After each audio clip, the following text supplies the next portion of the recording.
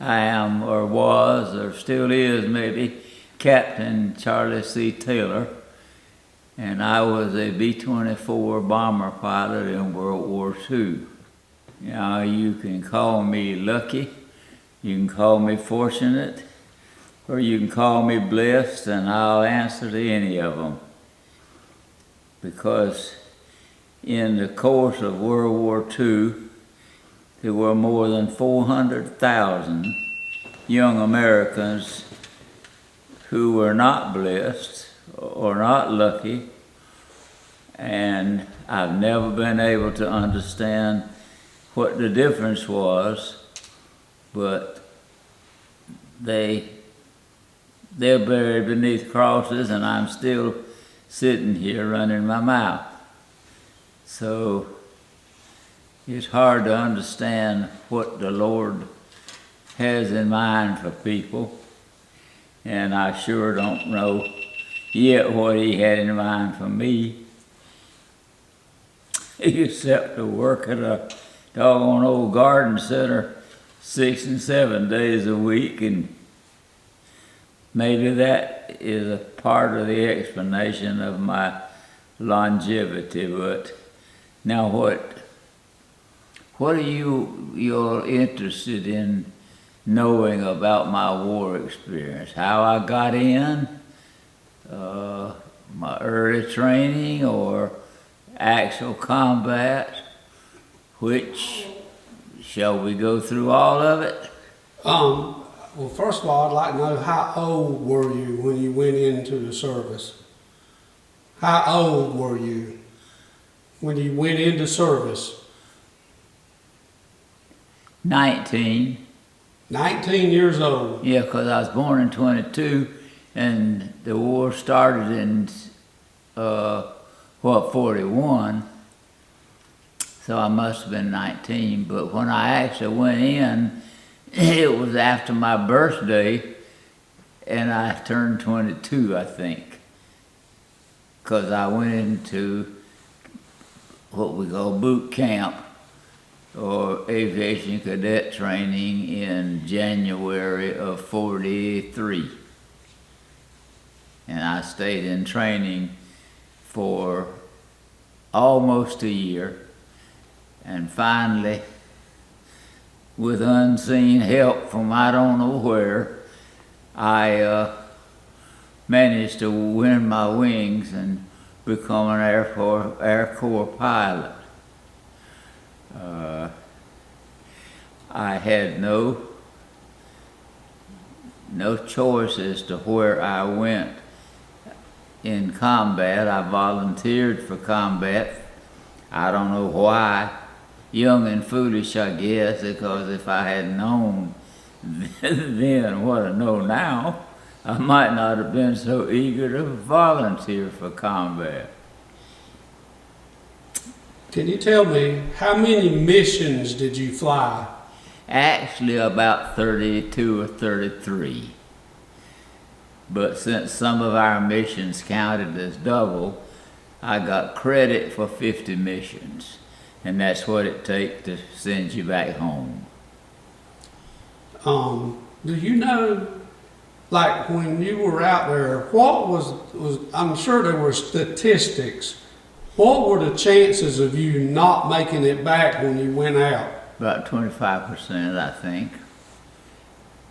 And so I guess when you came back, a lot of times your airplane had holes in it, damage, Oh yeah, shrapnel.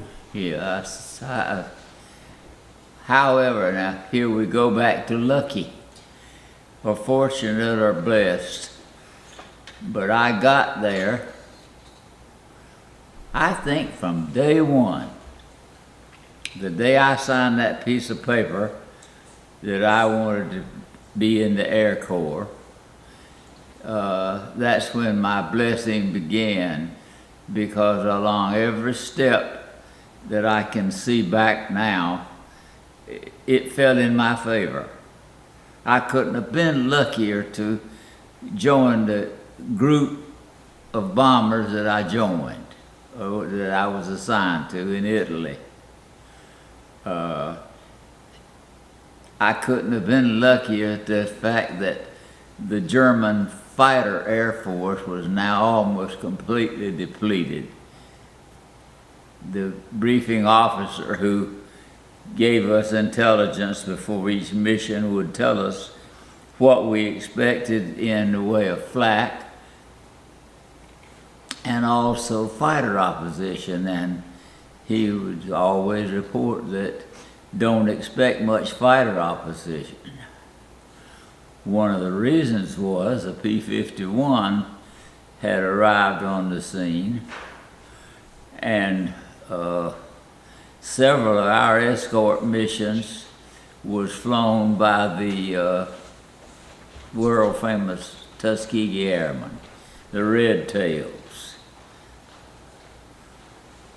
And so I got lucky that I didn't have to face the fighter opposition and being shot down by fighters as had happened in the earlier parts of the war. But the anti-aircraft, or flak as we called it, got worse every day. Simply because as the Germans left France and Belgium and the Low Countries and moved back into Germany, they took those 88 aircraft guns, anti-aircraft guns, along with them. And they just kept getting more and more and more and more. And so most of our losses were to anti-aircraft. But there wasn't many days that I didn't see at least one airplane go down. So, Uncle Charlie, how long did it take you to achieve the rank of captain? Oh, it took me a year to almost a year to get first lieutenant. And they made me a captain when I was discharged. Oh, okay. So it's sort of an honorary captain in the reserve. But then I accepted the,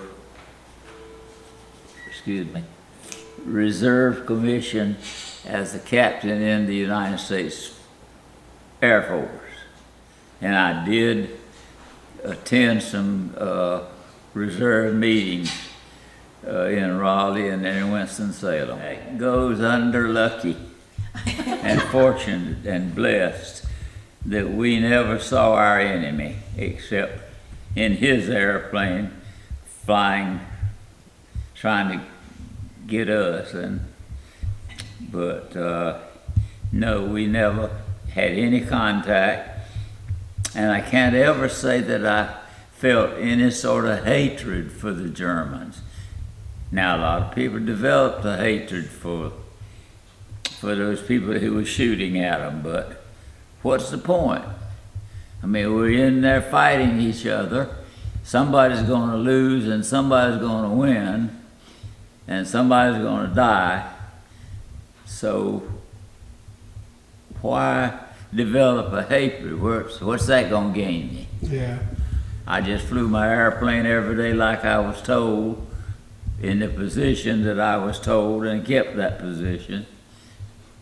And I took 9 other young men with me overseas, and I brought them all back. So none of your crew members ever died? You know, like nothing, no shrapnel, no bullets come through and killed any of your crew members? Well, that is lucky. Never had a wounded crew member. I had, when they first assembled my air crew at El Paso, Texas, and we started our flying training for combat, I had one gunner who got airsick every day. He could expect to fill that hat after we got out from very long. And so I had to replace him. Now, I think it was a gunner, my flight engineer who's still living, insisted it was a radio operator. And so, anyway, we had to replace one crewman because of air sickness. And that was it. Well, I've got a question. So after the fighting was done, that part of the war, you still had time left to serve, correct? Yeah, I chose. What did you do? I chose to be to go to an instrument school, and became an instrument instructor. So I was fairly highly rated because instrument instructors were we were the teachers in the Air Corps. And so then I was an instrument instructor until 1946. Meantime, I had married and had a little girl, and my name came up for transfer, and I hadn't been where I was very long, and I saw that I was going to just be kicked around, and there was rumors of a transfer to the United States Air Force rather than just the Air Force. And so I foolishly turned down opportunities to be an airline pilot, because being an instrument instructor in the Air Corps, I naturally was a desirable airline pilot. But I knew that if I took that job, I'd be gone half the time. Well, that's not what I wanted with a wife and a baby. So I made a decision that maybe it was good and maybe it was bad. But I chose to come on back home and went into the landscape business. Oh boy, what a doozy that was.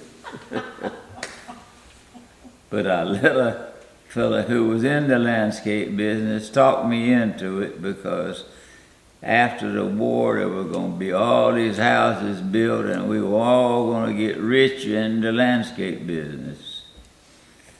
Well, after 35 years, we still hadn't got rich in the landscape business.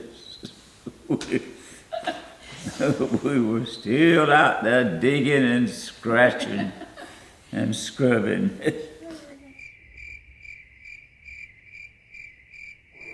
Or trying to taxi a dadgum airplane on the ground. I was never able somehow to escape being nicknamed Taxi, because I could wreck an airplane on the ground.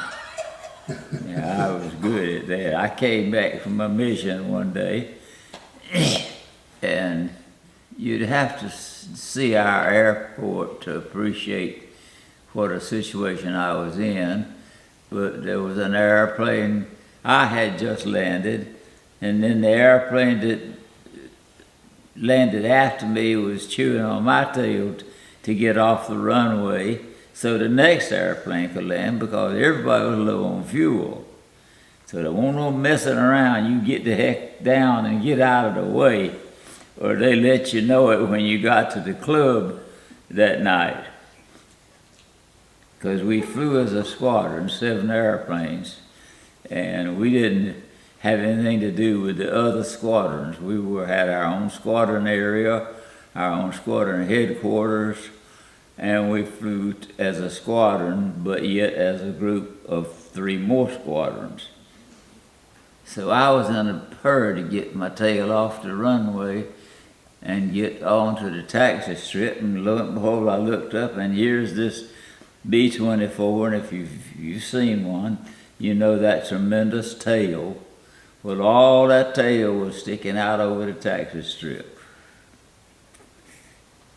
Which am I going to do? Am I going to stop and back up the whole line, or what? So I decided to try it.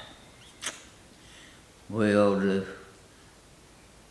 big gust of wind came along and blew that airplane backwards right into my left wingtip.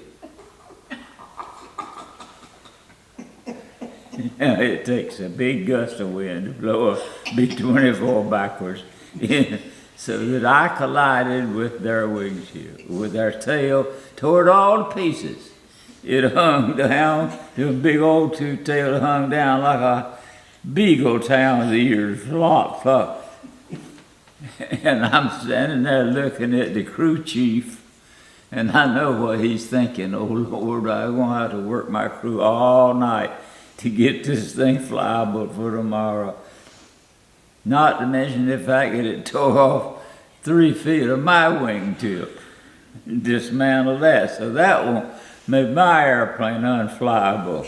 So I got a notice from headquarters to report to the commanding officer an explanation. So I gave my excuses but in order to embellish my story, I said, but Major, I've seen the strike reports from yesterday's bombing mission, and we really clobbered them. We hit them. He's looking at me like this. I said, Lieutenant, that is the most bull I've ever heard in my life. Sergeant, he said, bring a shovel in here. It's getting kind of deep. And he said, Lieutenant, as far as your successful mission yesterday, I too have seen the strike report, and there ain't a bomb from our group within a mile of the target. So much for your successful mission yesterday. You are dismissed. Well, I got off lucky because there's a phase in the military book about destruction of government property. You just ain't allowed to do it. If you destroy something that belongs to the government, you pay for it. So, of course, I'm sweating this thing out all the time. When am I going to get a bill for a $250,000 airplane? Because I found out that they are very easy to destroy on the ground. One afternoon, I got a call from squadron headquarters to report to Captain Gill. Called me and said, Taylor, I need you to take a co-pilot and an engineer over to the air base nearby at Spinazzola and pick up a radar ship. Well, radars were brand new back then. There weren't a half a dozen in the whole 15th Air Force probably. So I took off and went over there, and they said, sorry, but we got a lot more work to do on this airplane before you can take it back to lightweight. So we sat around, and it started to get dark, and it started to rain. Now, there are about 3 things I don't like flying. And flying in the rain and in the dark and to an unlighted airfield at night just about covers all them things I don't like. So I was supposed to bring the airplane with the radar for the next day's bombing mission back to our field and park it in the parking place. Well, there was not a light anywhere on our airfield. Even the Air Officers Club had blinds on the windows drawn out, and you were supposed to keep your tent flap closed so that, because we weren't that far from the German Air Force. I mean, they all along that I was over there and knew that we were in easy range of German bombers. Why we never got bombed, I don't know. I guess maybe they figured there were so many airfields now that it wouldn't do any good anyway. So anyway, I finally managed to find the field in the dark and make a decent landing. And here comes old taxi again. It's muddy. It's rainy, it's dark, and I can't see doodly. But I'm determined to bring that airplane back around and park it where I was told to park it. Instead, I went around a curve and got the right wheel, landed in a muddy ditch.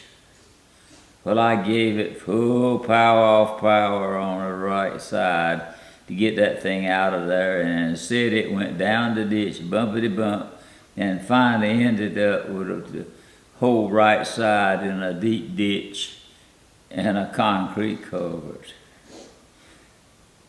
I tried and tried. Finally, I called the tower and told them, I said, "Tower, I'm stuck. I think you need to bring a wrecker, and please send some way to get us home for supper."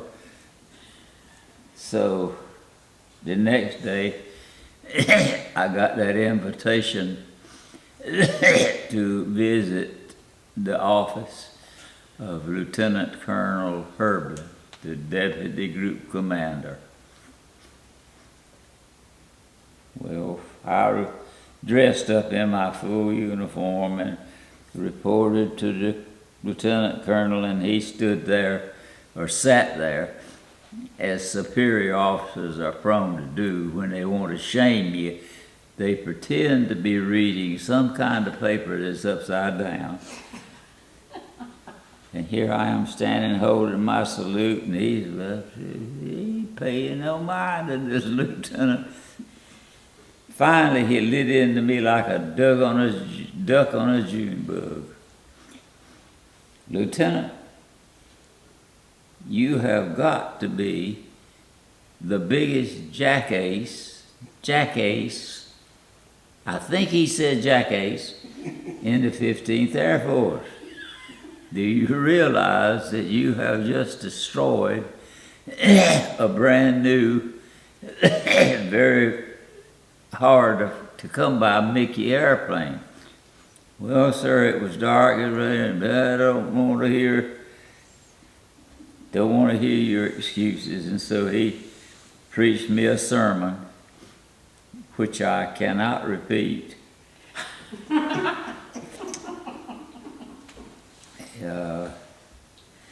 He let me know that he was displeased. And then, as his final benediction, he said, "Lieutenant, if you wish to really contribute to the war effort, you will resign your commission in the Army Air Corps and go and join the German Air Force and tear up their airplanes." Dismissed. You think I didn't get my little tail out of there? Here again we come to this thing of destruction of government property. And he could have reduced me to private right then and there, took away my wings and my commission and everything, and don't know why he didn't. See, here's luck or blessing or whatever. But somebody took pity's sake, which took my mind back to when I was in advanced training. And when you get those 3 stages of training, is primary, basic, where you really learn to fly militarily or you wash out. And then you go to advanced, either single engine or double engine, depending on whether or not you want to be a fighter pilot or whether you want to be a bomber or a transport pilot. So I had signed up to go to multi-engine school because I thought maybe I wanted to be an airline pilot. So I couldn't pass everything but the instrument course. Just couldn't hack it. So we were required as cadets to get a haircut once a week. Now, why, I don't know. Why does anybody need a haircut once a week? But they had a roster you were supposed to sign. Well, I didn't sign the roster. Next day, some of my buddies said, "Hey, Taylor," said, "you better look at the bulletin board because you own it. Aviation Cadet Taylor will report to Lieutenant Molay at once." So I scurried off to the lieutenant's office and went in and saluted him. And I gave him the standard old military response: "No excuse, sir." He said, "Mister, that just is not good enough. You've got to have some kind of explanation, and if you've got one, you better do it now." So I went on to explain that I was taking extra training and just didn't have time to, to get a haircut. I missed it. And I certainly didn't intentionally disobey his order to write him a letter of explanation. So he finally said, "Well, I'll tell you what we're going to do." He said, "We're going to forget this whole thing. It never happened." Luck? How lucky can you get? Because if he had put that on my record, I would never have been made a commissioned officer. Pilots turned out either commissioned second lieutenants or flight officers, and you wanted, if all possible, to be a commission.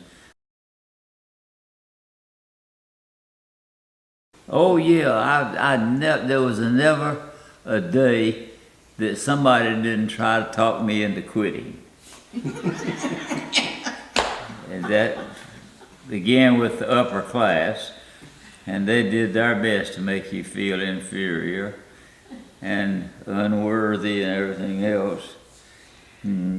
By the way, I think I've been told or read where our cadet class was the last class that had the upper class system. But them fellas was mean. I mean, they loved to torture you. Push-ups and take you out after dinner for close order drill, all that kind of mess. But another amusing training story is that all this time I was trying to pass the entrance test, because if you're not a good instrument pilot, the Air Corps don't want you because you're going to fly on instruments. So my instructor worked with me just as diligent as he could, and so on the last day of training, and I do mean the last day, if I didn't pass that instrument exam that day, I was either held back or washed out. So I passed it.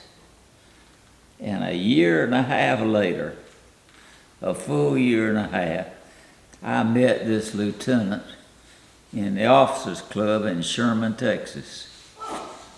He walked right up to me and he said, "I don't remember your name, but I do remember that instrument exam that you gave me back in Lubbock. That's a year and a half ago." Just good fortune. So I have a feeling